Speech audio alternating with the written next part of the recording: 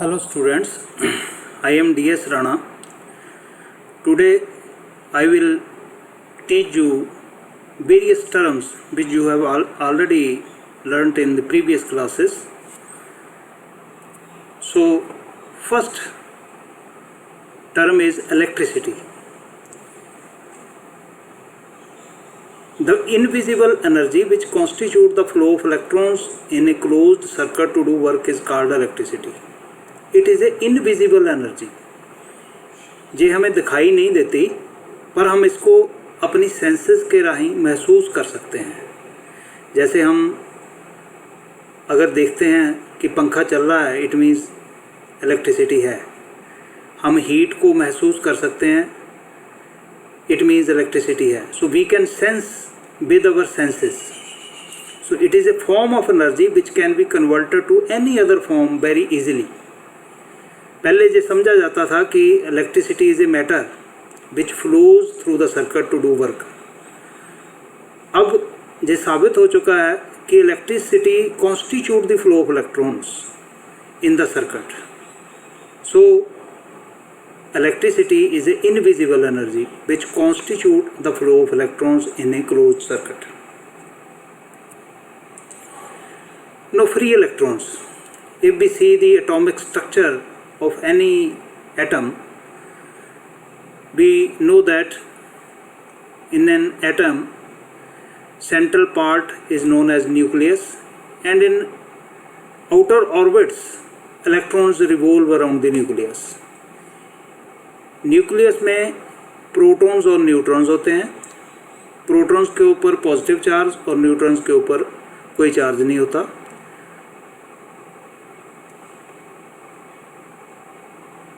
और इलेक्ट्रॉन्स के ऊपर नेगेटिव चार्ज होता है। So the negatively charged particle that is electrons revolve around the nucleus in number of orbits. Number of orbits depend करते हैं उसके एटॉमिक नंबर के अकॉर्डिंगली, कि एटम का एटॉमिक नंबर कितना है। According to formula 2n², first orbit में 2 electrons होंगे, दूसरे में 8 होंगे। ऐसे ही अकॉर्डिंग टू फार्मूला इंक्रीज होते जाएंगे, और लास्ट ऑर्बिट में जो कितने इलेक्ट्रॉन्स हैं उसके अकॉर्डिंगली हमें पता चलता है कि मटेरियल किस टाइप का है। और हमें मतलब है सिर्फ लास्ट ऑर्बिट में जो इलेक्ट्रॉन्स हैं उनसे, because these electrons are known as free electrons.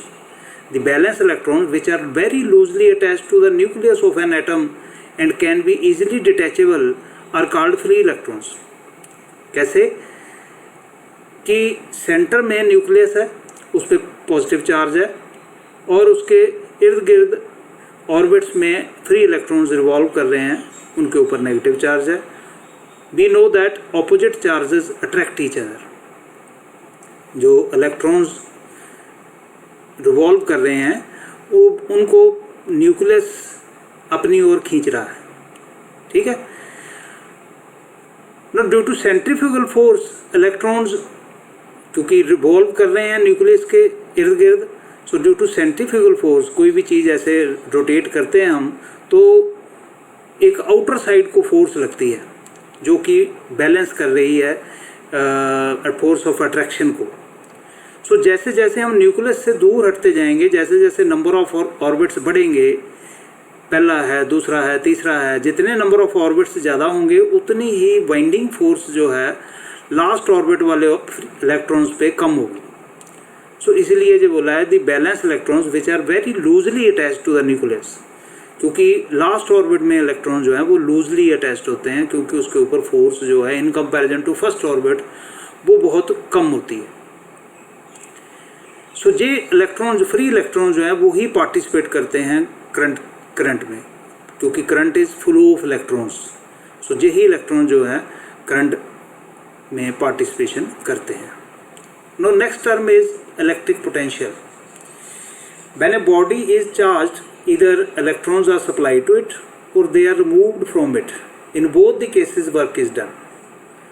So capacity of a charged body to do work is called electric potential. Mathematically we can say electric potential is equal to work done upon charge. B represent electric potential as capital V, work done by W and charge by Q. So a body is said to have an electric potential of 1 volt if 1 joule of work is done to charge the body to 1 coulomb. Next term is potential difference. When a body is charged to a different electric potential as compared to other charged body, the two bodies are said to have the potential difference. Both the bodies are under stress and strain and try to attain minimum potential. So the difference in the electric potential of the two charged body is called potential difference, और इसका जो unit है measurement का that is volt. Potential difference और voltage इनको हम volt में major करते हैं. Next term is electric current. In metal, a large number of free electrons are available which move from one atom to the other at random. Figure में, इस figure में हम देख रहे हैं these are free electrons which are moving randomly here and there. So when an electric potential is applied across the metallic wire, the loosely attached free electrons start moving towards the positive terminal of the battery or cell. This continuous flow of electrons constitute the electric current.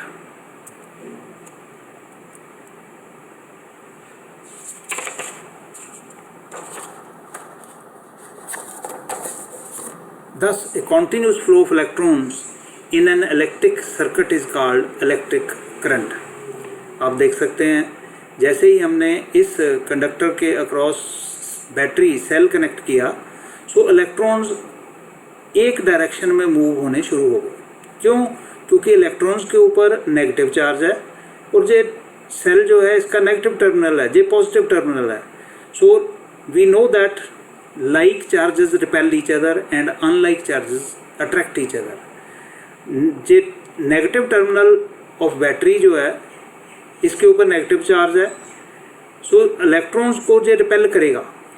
J positive charge है इस cell की plate के ऊपर, सो जे electrons को अपनी ओर attract करेगा. So movement of electrons is from negative terminal to positive terminal of the battery. Where as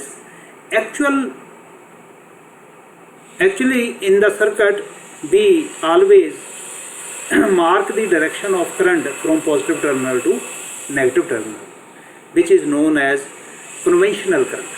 So conventional current direction is from positive terminal to negative terminal, whereas actual flow of electrons is from negative terminal to positive terminal of the cell. So mathematically current I is equal to Q over T, charge per unit time. Since charge is measured in coulombs and time in seconds, so unit of electric current is charge coulomb per second or ampere.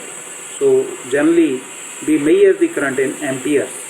So a wire is said to carry a current of 1 ampere when charge flows through it at the rate of 1 coulomb per second. Now next term is resistance. Resistance is opposition offered to the flow of current, means free electrons. जैसा कि आप देख रहे हैं कि suppose ये एक conductor है, हमने इसको जब सेल से कनेक्ट करते हैं तो इलेक्ट्रॉन्स ने इस टर्मिनल से इस टर्मिनल तक जर्नी पूरी करनी है, from negative terminal to positive terminal. So जहाँ से जहाँ जाने में, जैसे हमने देखा कि इन केस ऑफ कंडक्टर जो बैलेंस इलेक्ट्रॉन्स है वो रैंडम मोशन में मूव करते हैं.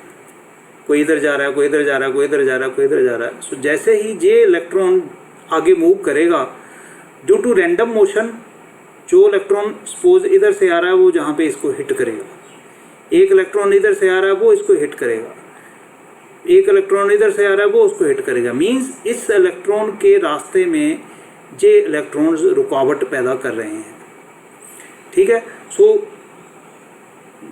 इलेक्ट्रॉन ने जहाँ से जहाँ पहुँचना है, सो जितनी उसको इस रास्ते में रुकावट मिलेगी, that is known as resistance. So resistance को हम ओहम में मेयर करते हैं. Ohm or kilo ohm is a bigger unit and is denoted by a symbol like this. A wire is said to have a resistance of 1 ohm if 1 ampere current passing through it produces a heat of 0.24 calories.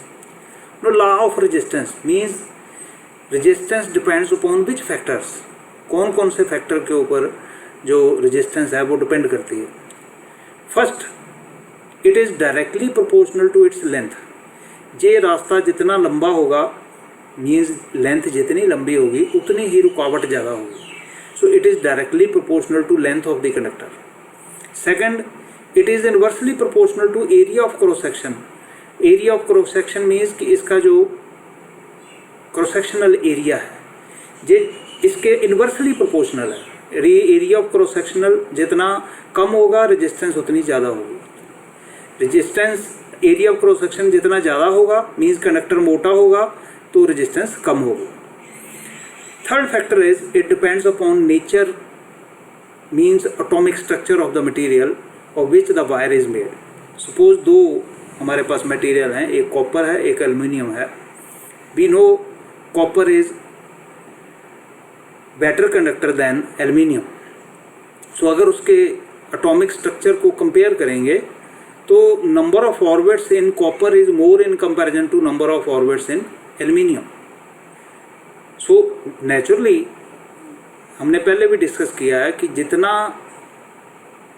Number of orbits ज़्यादा होंगे free electron जो है, जो last orbit में electrons हैं वो उतने ही loosely attached होंगे न्यूक्लियस से, उतनी ही ईज़िली वो डिटैच हो सकते हैं, ईज़िली करंट में पार्टिसिपेशन करेंगे. सो एटॉमिक स्ट्रक्चर के ऊपर डिपेंड करता है, नेचर ऑफ मटेरियल के ऊपर कि मटेरियल है किस चीज़ का बना हुआ.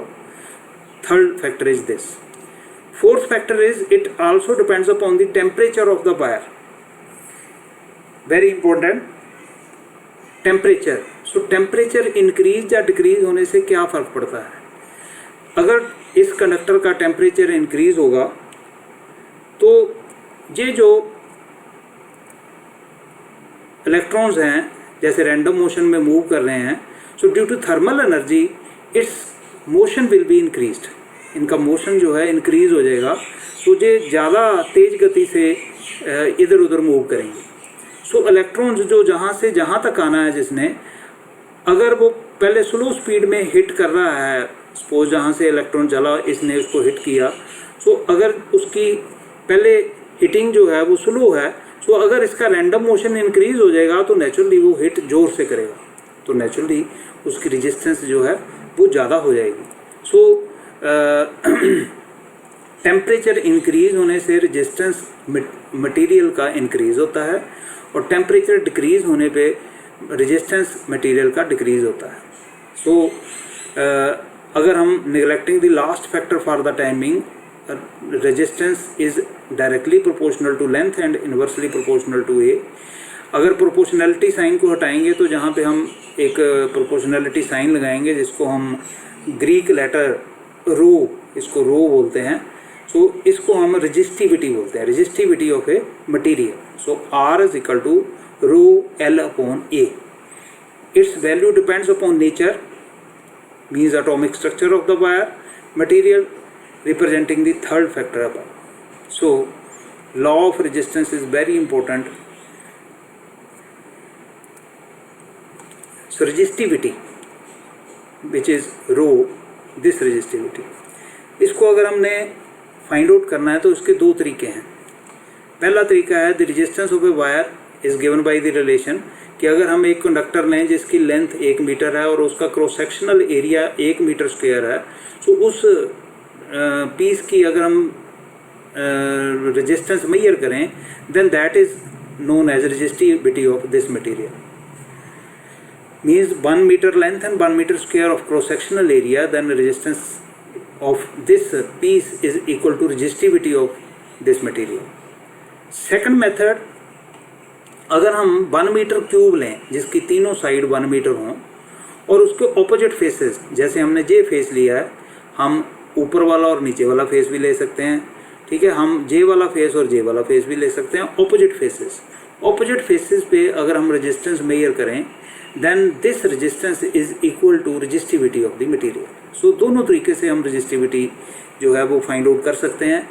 सो रेजिस्टिविटी रो का जो सिंबल है उसको हम किस में मेजर करेंगे।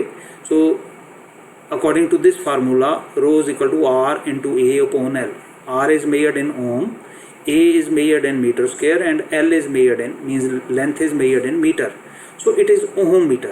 So resistivity is measured in ohm meter in SI units. Now next term is specific resistance. So this resistivity is known as specific resistance. The resistance of a material is also known as specific resistance of that material. It is because we specify the size. जैसे कि इस cube में देखा तो हमने size को specify कर दिया। आपने बोला कि 1 मीटर क्यूब लेना है। अगर पिछले इसमें देखो तो 1 मीटर लेंथ और 1 मीटर स्क्वायर। सो हमने जो डायमेंशंस है वो स्पेसिफाई कर दिए। So that is why this resistivity is known as specific resistance. Next term is conductance. So conductance, the ease to the flow of current is called conductance. It is denoted by capital letter G. So basically it is the opposition to the resistance. जैसे G is inversely proportional, जो it is equal to reciprocal of resistance 1 over R. R is known as rho L upon A. So A over rho L is equal to Z and 1 over rho is equal to sigma. This symbol sigma. So the unit of conductance is mho. Ohm का उल्टा mho. Ohm को अगर backward spell करें then it is mho. The symbol for its unit is it's wrong. It will be like इसका उल्टा होगा जहाँ पे ये गलत छपा है. So this sigma is a Greek letter. It is known as conductivity. जहाँ जैसे रेजिस्टेंस में जो रेजिस्टिविटी है ऐसे ही जो कंडक्टर्स में this Greek letter sigma is known as conductivity. So conductivity को हम ड्राइव कर सकते हैं इसका unit. So mho per metre. So mho per metre is the unit of conductivity. Next term is EMF. The EMF of a source, say a battery, is a measure of the energy that it gives to each coulomb of charge. जैसे हम pencil cell लेते हैं तो उसके ऊपर लिखा होता है 1.5. So 1.5 is EMF of that cell without load. When we put load on that cell, then it becomes terminal voltage.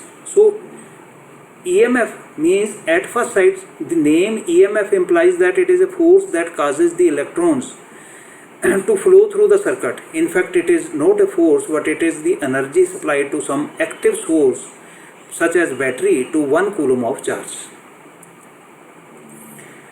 Now next is Ohm's law. Very important law. कहा जाता है कि जिसको Ohm's law नहीं आता वो इलेक्ट्रिकल इंजीनियर नहीं बन सकता. हमने 3 डेफिनेशंस पढ़ी हैं: voltage, current, resistance. So scientist ohm, George Simon ohm, जिन्होंने जे इन तीनों में रिलेशन डेवलप किया, सो उसको ऑनर करने के लिए उनके नाम पे ही इसका जो स्टेटमेंट बनी उसको ओहम्स लॉ का नाम दिया गया. So what is ohm's law? According to definition, the current flowing between any 2 points of a conductor is directly proportional to the potential difference across them, provided physical condition, that is temperature etc. do not change. Now what does it mean? कि suppose ये conductor है जिसकी resistance से R है, इसमें जब battery connect करते हैं तो नेचुरली इसमें करंट फ्लो करेगा. Current flows from positive terminal to negative terminal, means conventional current direction. So in actual we put the direction from positive terminal to negative terminal, which is known as conventional current. So current flowing through between any 2 points no 2 points are A and B. इन 2 points में जो जितना current flow कर रहा है that is directly proportional to voltage applied across it. इस 2 points के across जितनी वोल्टेज अप्लाई की है उसके डायरेक्टली प्रोपोर्शनल होगा, ठीक है। सो इसको हम mathematically V over I is equal to constant, proportionality sign जब हमने हटाना है तो वो एक कॉन्स्टेंट के बराबर होगा। सो अगर हम डिफरेंट रीडिंग्स लेते हैं जहाँ की वैल्यू चेंज करके B1 over I1, B2 over I2 and so on Bn over In, it is equal to constant. जो वो वैल्यू एक कॉन्स्टेंट के बराबर आएगी। No this constant is known as resistance of the material R। इस के accordingly हम Ohm's law को दूसरे तरीके से भी स्टेट कर सकते हैं कि the ratio of potential difference across any 2 points of a conductor to the current flowing between them is always constant provided the physical condition, temperature, etc. do not change. So this constant is called resistance of the conductor. B over I is equal to R, or we can write it as B is equal to IR or I is equal to B over R. इसमें एक ये statement है provided physical condition means temperature do not change. जैसा कि हमने पहले देखा कि इन केस ऑफ कंडक्टर अगर टेम्परेचर चेंज होता है तो resistance of conducting material increases. So जैसे अगर टेम्परेचर चेंज होता है और टेम्परेचर चेंज होने से इसका रेजिस्टेंस बढ़ जाता है, देन करंट, जो करंट है, करंट का formula V over I, no voltage V is constant. Suppose V हमने 5 वोल्ट अप्लाई की और करंट इस रेजिस्टेंस के accordingly, resistance is constant, it is constant. So उसके अकॉर्डिंगली करंट की कुछ वैल्यू आएगी। अगर by increasing the temperature resistance की वैल्यू चेंज हो गई तो करंट की वैल्यू जो है कम हो जाएगी। मीन्स करंट जो है वो डायरेक्टली प्रोपोर्शनल नहीं रहेगा वोल्टेज के अगर फिजिकल कंडीशन चेंज होती है। सो हम जब भी प्रैक्टिकल परफॉर्म करते हैं ओम्स लॉ का लो वोल्टेज पे परफॉर्म करते हैं ताकि टेम्परेचर जो है वो इंक्रीज़ ना हो और सेम टेम्परेचर पे हम सारी रीडिंग्स ले सकें। और ये रीडिंग्स जितनी भी रीडिंग 3, 4, 5 जितनी भी रीडिंग्स लेंगे उनकी जो रेशो है, ratio between voltage and current, it must be constant. So this is Ohm's law, very important law. Next term is electrical energy. So जैसे कि हमने जो देख रहे हैं कि इसमें रेजिस्टेंस के अक्रॉस बैटरी कनेक्ट की तो नेचुरली इलेक्ट्रॉन्स फ्लो करेंगे from negative terminal to positive terminal. Actual flow of electron is from negative terminal to positive terminal. So when a potential difference is applied across a circuit, current I flows through it for a particular period, suppose t second, कि कुछ देर के लिए जैसे हम किसी lamp को on करते हैं और बल्ब को, तो सपोज हमने उस बल्ब को 10 सेकंड के लिए ऑन किया या 1 मिनट के लिए ऑन किया। ये work is said to be done by moving stream of electrons. जब इलेक्ट्रॉन जहाँ से जहाँ मूव करेंगे तो नेचुरली वर्क डन जो है that will be there. So this is called electrical energy, means total amount of work done in an electrical circuit is called electrical energy.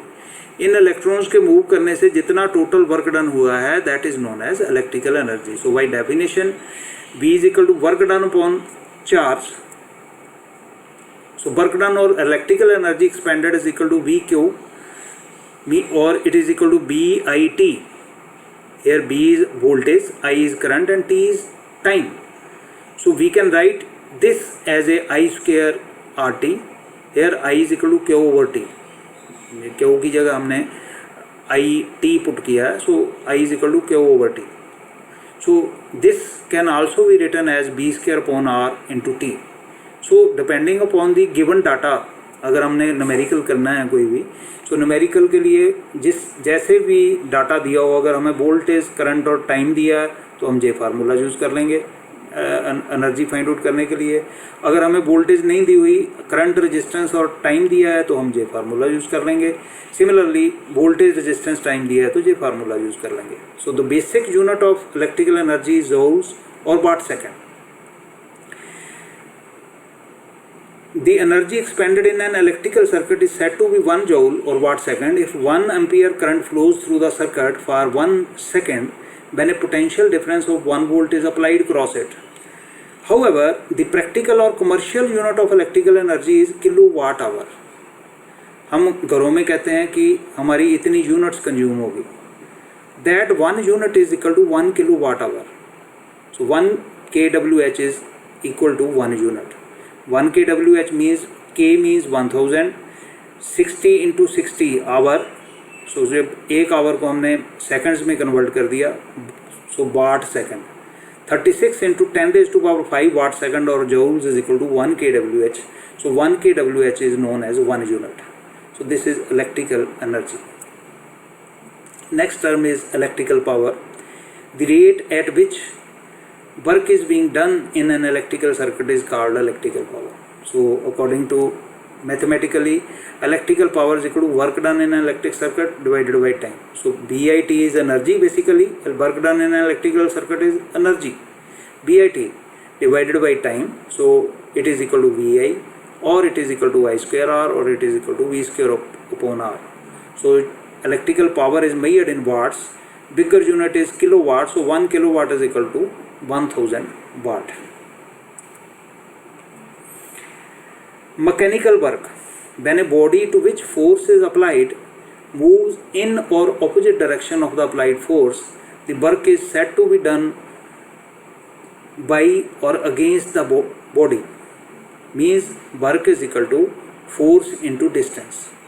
कितना उस बॉडी को ऊपर फोर्स लगा है और उसने कितना डिस्टेंस मूव किया है, that is equal to mechanical work. So the unit of work is newton metre. So force अगर हम 1 न्यूटन लगा रहे हैं, डिस्टेंस वो 1 मीटर मूव कर रही है, then work done is equal to 1 newton metre और joule. Mechanical power, the rate of doing work और the amount of work done per unit time is called power. So power is equal to work done upon time. So unit of mechanical power is Newton meter per second. The practical unit of mechanical power is horsepower. जितनी भी Motors है उन सभी की rating जो है horse power में होती है.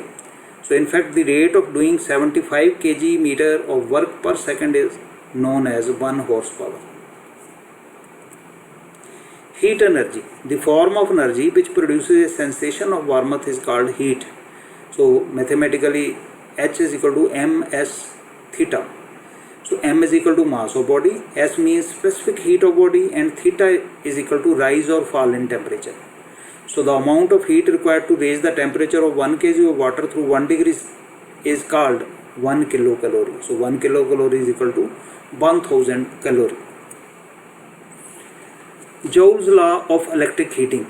This law states that the amount of heat produced is directly proportional to the electrical energy expended. H is directly proportional to W, or W over H is equal to J. J is a constant of proportionality. So J is a constant called mechanical equivalent of heat, and its value is determined as 4.18 joules per calorie. It means that to produce 1 calorie of heat, 4.18 joules of electrical energy is expended. So H is equal to W upon J, or H is equal to I square RT divided by 4.18 calories. So relation between various quantities, जैसे 1 horse power. 1 horse power is equal to 75 kg. जैसे हमने पहले इसकी definition देखी, 75 kg metre.